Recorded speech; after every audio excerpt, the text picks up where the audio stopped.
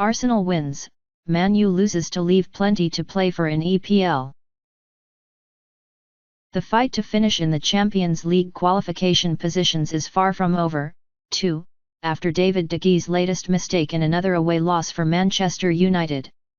By inflicting a rare home defeat on Newcastle, Arsenal gained redemption for one of its most painful losses under Mikel Arteta and kept the pressure firmly on Manchester City just when it looked like the defending champions might be strolling to the title.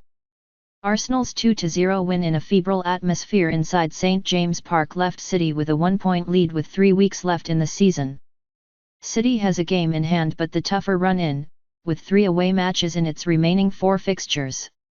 "Let's keep going and digging and see what is there," said Arteta after a win earned by Martin Odegaard's long-range strike in the 14th minute and an own goal by Fabian Schär in the 71st.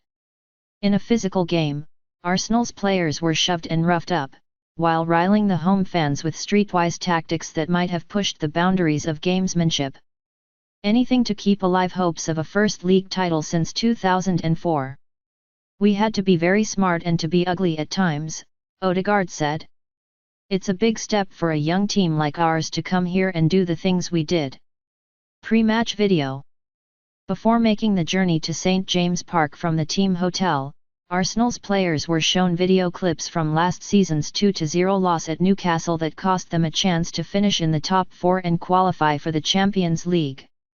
They were bullied and outplayed that day, but appeared to have learned their lesson. "We had to see our faces and understand the emotions, not just the players but the staff also," Arteta said of the video. "You don't want to be like this anymore, it is a horrible feeling. Today we had to show a different type of competitiveness, desire, and then quality." Odegaard's goal came against the run of play.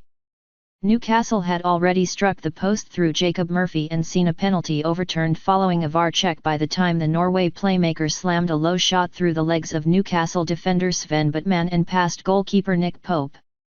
Alexander Isak also hit the post with a header and Newcastle paid for its profligacy when Gabriel Martinelli's cross was diverted into his own net by Schär.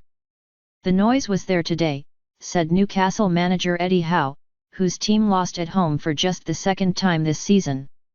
"We just needed to score and it would have helped us take off. Almost safe." With its Premier League survival virtually secure, West Ham can maybe afford to focus on winning a European trophy in the final weeks of the season.